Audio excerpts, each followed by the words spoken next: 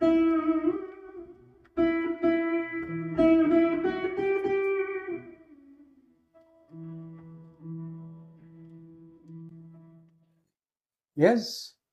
Hi.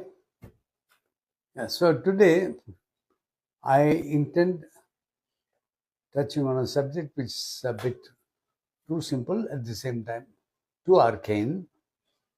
Either you can understand it simple, straightforward, or you can try to understand it with all the jargon and the words and the complicated arguments and etc., and get lost in it. I'm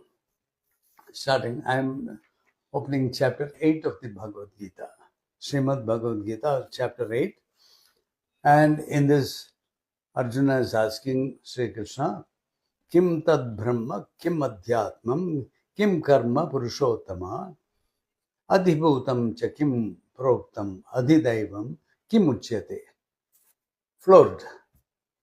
So many terms have been thrown at you. Kim is what? What is? What is that Brahman? What is that Adhyatmam? What is that Karmam? And what is that Adhibhutam? And what is that Adhidaivam?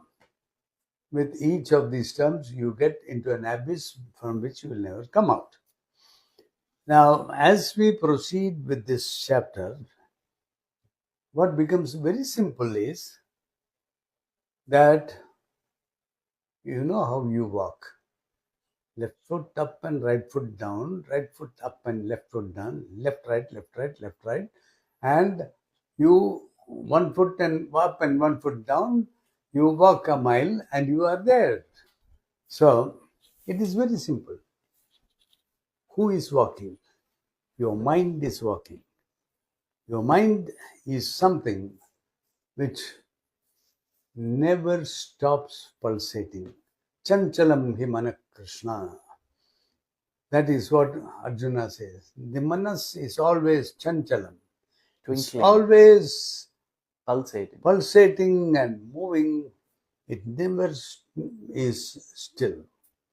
Now, where does it pulsate? It has to go on thinking something. And the nature of thinking is that when you let your mind be idle and you just relax and observe your mind, what is it doing? Have you ever tried it? You are different from your mind, okay? So if you observe your mind, you will find that at moment 1, you note down, oh yes, I was thinking of so and so. At moment 20, you are something else. Now try to trace how did your mind go from point 1 to point 20. These points are exact steps. Left foot down and left foot up and right foot down, right foot up and all that. Each step, your mind never jumps from this point to that point. It has a method of going one step, but it's infinitely fast. So you will not even realize it, but you're thinking of this now, you just blank out or just like that, and you are thinking of something else. But every step in that movement is identifiable, and you can reason why it went there. This is an analysis of the mind which has been done by many people who are learned and very trained. So also here it says the mind is, I'm telling you the straightforward way of understanding this chapter. The mind is always moving, and it will go on moving anywhere which it will take. As it goes, it finds a staircase here, it will go here. It finds a staircase there, it will go there. Ultimately, when you realize or check back, you'll be somewhere, God, how did I get here? That's the question you'll ask. But you have a clear trail how you reach there. The way to solve this problem or to control this situation is to have a control on your every step of your mind. Now you can't be as quick as your mind. So you have to train your mind. Now the mind is a material item. It is like a monkey and you can train it. If your mind is, you are sitting in dhyana, and then as Swami Chinmayanda used to say, you are sitting in meditation and you are saying, Coca-Cola, Coca-Cola, Coca-Cola, or you want to have cigarette, cigarette, cigarette. It goes. And then you'll say, what cigarette? And then, oh, I like that cigarette, I like this cigarette. So you have to train your mind, don't think of cigarette, think of this and nothing else. When you tell your mind to think of this and nothing else, observe your mind. In half a second, it will be thinking of something else. And there is a step by step movement from this to that. So you hold your mind. No, you don't go there. Bring it. Bhagavan Krishna says this. When Arjuna asked Chanchalam hi mana Krishna pramadhi balavadram tasya vinigraham manye vayor sudushkaram.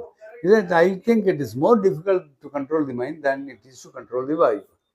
And Bhagavan says, Abhyasena, and by lessons, by training, by repetition, you can train your mind. So, you tell your mind, okay, now you are going to think of this for 1 minute. 1 minute is an infinitely long time in the mind, for the mind. So, you say, I'm going to think of this book and this line, sacrifice. So, you think of sacrifice. By the time you think of sacrifice, your mind has gone somewhere. Bring it back. You have to bring it back ever so gently. Do not punish your mind because it is yours. And if you punish it, it will only rebel against you.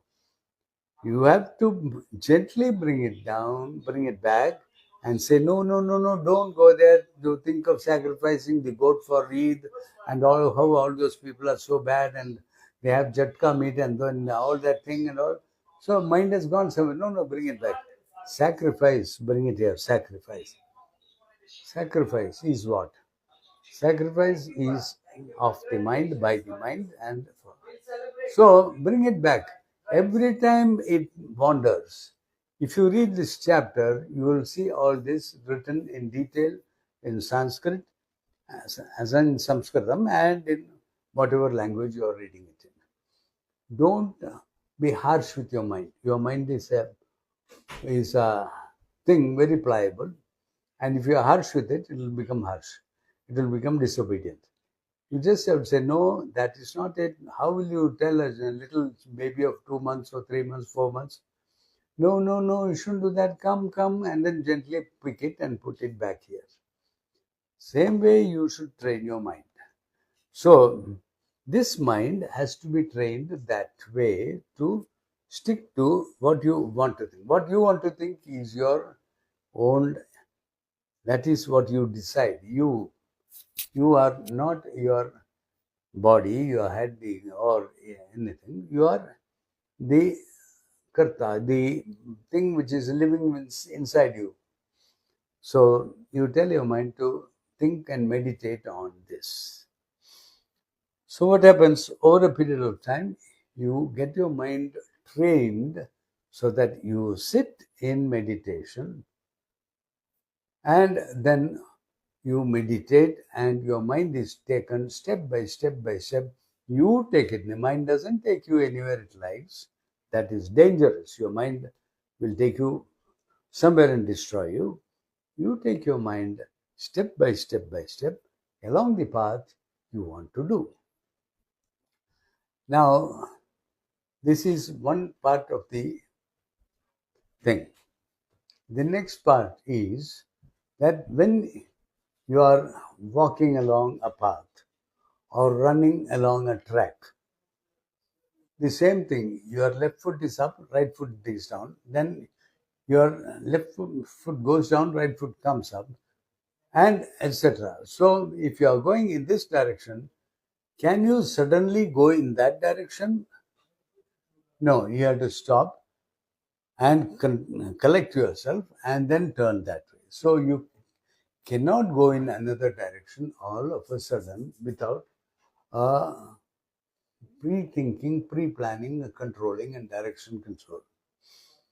Now, what happens? This mind is going on thinking. You can never stop it from thinking because that is the essence of the mind. So you are, on your deathbed. Ayo, I'm so sad. My body is suffering. My wife is suffering. My sons are suffering. So much money is there. What shall I do? I cannot even take it. I can't carry. Now they'll just take me and throw me into the fire.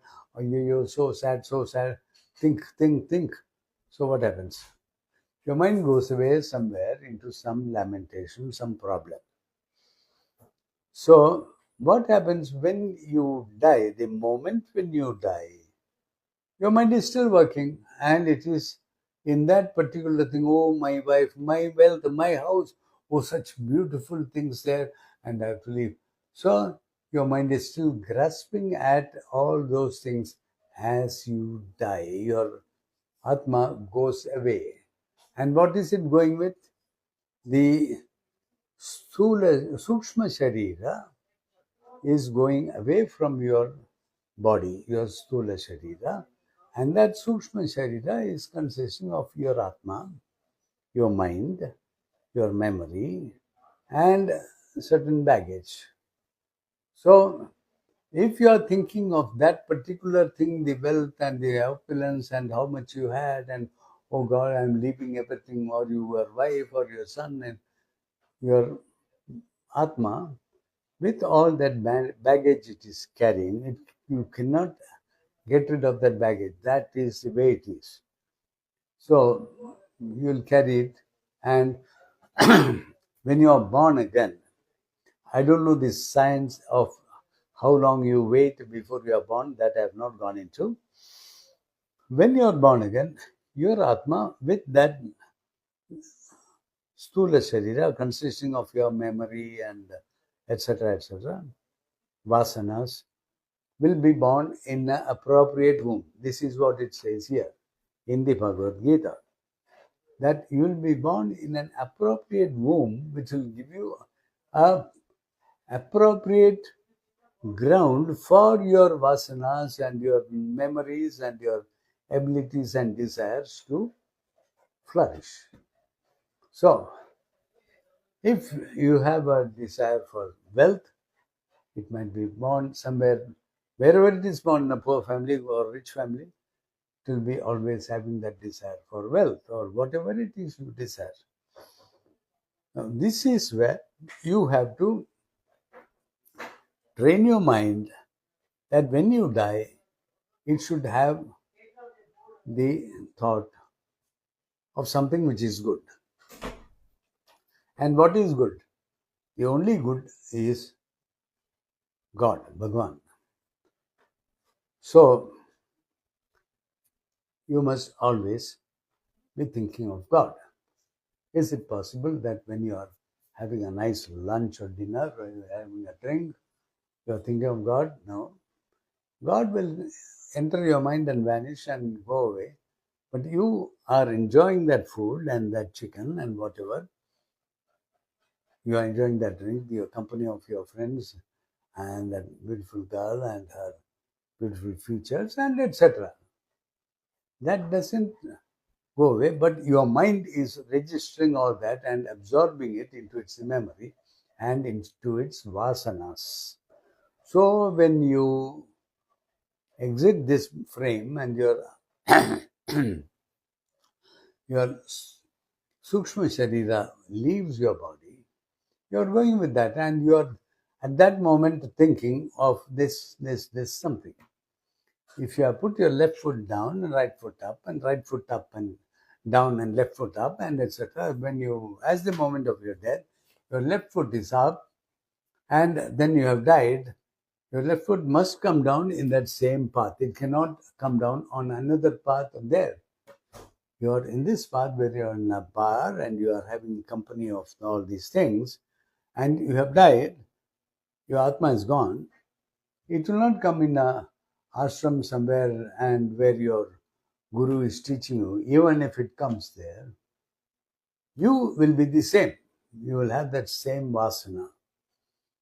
So it is that Bhagavan says everywhere, whether you are talking of Shiva or Vishnu or any God, God doesn't exist. There's no God. God is the concept. God is a principle. It's a science. So, whichever God you're thinking of, as you die, this death and migration is a science.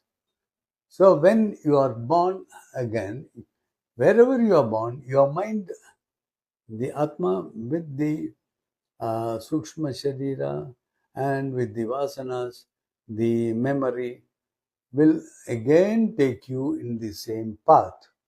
Even if you are in the house of a drunkard or in the house of a learned person, a guru, or a king, or a pauper, your mind will do the same thing. Because your mind is trained to do that. Your mind is not trained by your newborn, your father has not trained you, but your mind is already trained. You are not a newborn, you are thousands of years old. Please remember that. न जायते म्रियते वा कदाचित् नायं भूत्वा भविता वा न भूयः अजो नित्य शाश्वतोऽयं पुराणो न हन्यते हन्यमाने शरीरे. So, your Atma, the Sukshma Sharira, which includes your memory and your vasanas, is ancient and has come through so many births and deaths. And now it is here. It is carrying the baggage from there. And it will go doing that only. So it is necessary for you to train your mind to think of that. That is why what Adi Shankara Bhagavad-Gita says, Bhaja Govindam, Govindam Bhaja Mudhamate, Samprapte Sannihite Kale, Nahi Nahi Rakshati Dukkrinch Karne. You learn Rama Ramo Ramaha, Ramam Ramo Ramaha, Ramen Ramabhya Ramen. It doesn't help you when you are dying and your soul is moving. That time, are you going to think of that? In fact, a person may go on learning stotrams and prayers and etc. But at the moment of death, what happens? Ayyo, Valkyarde, I am so in distress and pain. Please help me, please. And then cursing whoever is there because they are not helping you because you are in pain. It doesn't help. Your soul is transmigrating and you are carrying that pain and negativity with that. And that is the next step it is going to take. That is why training the mind to be attuned to be thinking of God. God is the principle, the Paramatman, is very important. And how to train your mind to do that is the most important thing you have to learn in your religious lesson.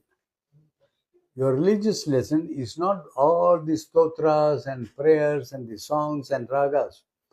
That's good. It is very useful. But train your mind. That is the most important thing to do. There's a lot more in this which I'm not able to cover now.